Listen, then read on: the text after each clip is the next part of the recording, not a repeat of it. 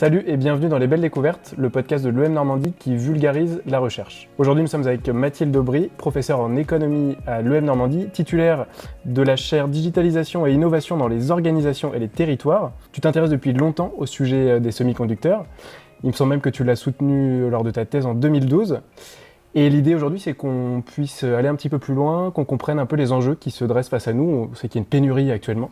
On va essayer de décortiquer tout ça ensemble. Donc Mathilde, est-ce que tu peux revenir un petit peu sur les conséquences de cette pénurie de semi-conducteurs et nous expliquer concrètement comment on en est arrivé là aujourd'hui ? Pour essayer de comprendre la pénurie d'aujourd'hui, il faut d'abord comprendre comment fonctionne le secteur des semi-conducteurs. C'est un secteur qui nécessite des investissements très lourds, à la fois pour faire de la recherche et développement, pour continuer à innover, mais aussi pour produire. Ce qui fait que beaucoup d'entreprises, et même beaucoup de régions du monde finalement, ont fait le choix de se concentrer majoritairement soit sur la recherche et développement, soit sur la production. Et aujourd'hui, il s'avère que la production se fait majoritairement en Asie du Sud-Est et très peu en Europe. L'Europe, elle, fait plutôt de l'innovation, de la conception de semi-conducteurs. Ce qui s'est passé, c'est qu'on s'est retrouvé à un moment dans une phase haute du cycle. Le secteur des semi-conducteurs, c'était le sujet de ma thèse, est un secteur qui est très cyclique, pour lesquels à un moment on va avoir beaucoup de ventes, une demande qui est très très forte et potentiellement des capacités de production qui ne sont pas suffisantes. Et puis juste après, on va avoir une phase où on va avoir plutôt une demande qui va être plus faible et des capacités de production trop importantes. Là, on s'est retrouvé dans une phase où on avait des capacités de production pas assez importantes. On a ajouté là-dessus une grosse contrainte qu'on a tous connue, le confinement, avec forcément l'Asie qui a été touchée en priorité, donc une baisse dans l'offre, et puis une demande qui a complètement explosé. Il faut avoir conscience que les semi-conducteurs, on va les retrouver partout, on va les retrouver dans nos ordinateurs, dans nos téléphones, dans nos jeux vidéo. Et donc, quand on a commencé à en consommer plus, et cela mondialement, ça a pesé encore sur la demande. C'est la question que j'allais te poser. Il y a des industries qui sont plus touchées que d'autres depuis le début de cette crise ? Alors, il y a des industries qui communiquent beaucoup plus sur les contraintes auxquelles elles ont été confrontées. Ouais. Si on a beaucoup entendu parler de la crise des semi-conducteurs, c'est notamment parce que le secteur de l'automobile a mis ça en avant. Le secteur de l'automobile s'est retrouvé à un moment extrêmement contraint, obligé de fermer des usines de production parce qu'ils n'avaient plus accès aux semi-conducteurs. Ça, c'est même vrai près de chez nous. Je crois qu'il y a des usines à Rennes ou à Sochaux qui ont dû Exactement. En Seine-Maritime, juste à côté de l'école, il y a le Renault Sandouville qui s'est retrouvé à devoir fermer par manque d'accès aux semi-conducteurs. L'automobile, c'est un secteur qui a beaucoup plus de facilité à communiquer sur ces difficultés que d'autres secteurs. Avant eux, d'autres secteurs ont été confrontés à la pénurie de semi-conducteurs.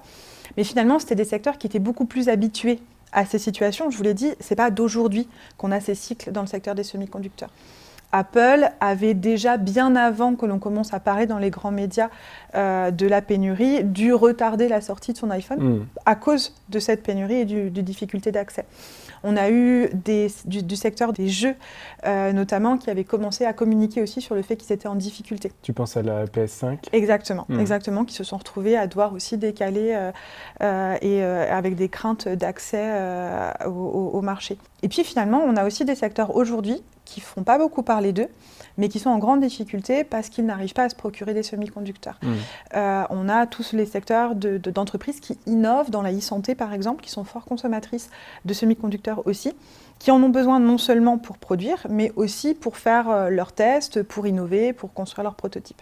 Alors, quelles sont les solutions possibles à tout ça ? On parle de renationalisation de la production. L'Union européenne a justement de grandes ambitions.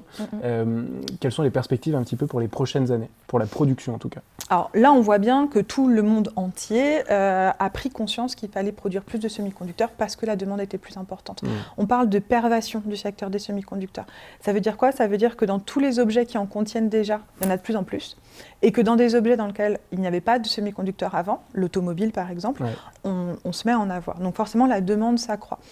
Ce qui fait que les endroits du monde qui produisaient déjà, je pense aux États-Unis, je pense à Taïwan, ont décidé d'accroître leur capacité de production. L'Europe a fait la même chose. Le risque, c'est que l'Europe a un peu plus de retard et qu'on arrive à un moment, à nouveau, je l'ai dit, c'est des cycles où on arrive à un moment où peut-être qu'on va être en bas de cycle. Donc, il faut faire attention à ça. Aujourd'hui, il y a une vraie volonté européenne de se repositionner dans le secteur des semi-conducteurs, d'innover plus fort, de soutenir les entreprises qui font du semi-conducteur en Europe et aussi d'avoir une partie de la production en Europe. On va voir un peu ce que ça donne, parce que tout ça, c'est des décisions qui nécessitent une réflexion de long terme. Il y aura deux questions à se poser. Est-ce que ce sera des entreprises européennes qui produiront en Europe ou est-ce que ce sera des entreprises étrangères qui viendront positionner leur production en Europe et quelles seront les conséquences à partir de là? Et puis la deuxième chose, qu'est-ce qu'on va produire? On parle des semi-conducteurs en général, mais finalement, s'il y a une grande diversité de produits quand on parle de semi-conducteurs, est-ce qu'on va plutôt produire des produits de dernière génération ou des produits finalement qu'on utilise plus en Europe, qui sont des produits un peu plus anciens? Pour l'automobile, par exemple, ce n'est pas des produits de nouvelle génération. Quels sont, toi, tes recos? Est-ce que c'est une bonne idée de renationaliser à l'échelle européenne la production avec des acteurs européens? Ou est-ce qu'il faut, au contraire, je sais qu'Intel a prévu de construire une usine en Europe, est-ce qu'il faut faire venir des acteurs, comme tu le disais, soit asiatiques, soit américains? Il faut que ça soit réfléchi dans un niveau global. Ce qui est certain, c'est qu'en Europe, on a besoin de redynamiser les écosystèmes dans le semi-conducteur. On a des choses qui sont faites, on a des entreprises qui innovent à partir de ce qui est fait aussi sur les semi-conducteurs. Et il y avait véritablement un besoin d'un soutien financier pour ça. Pourquoi? Parce que finalement, que ce soit les États-Unis ou que ce soit Taïwan, par exemple, ou tout autre pays qui arrive à avoir une vraie puissance dans le secteur, c'est des pays qui ont accepté d'investir lourdement. C'est un secteur qui a besoin d'investissement public, très clairement. Donc déjà, de base, faire un investissement proposé, montrer qu'on soutient le secteur, en parler, parce qu'il n'y a pas si longtemps que ça, on ne savait pas quasiment ce que c'était que ce secteur et ce qu'étaient les semi-conducteurs, alors qu'ils font partie de notre quotidien.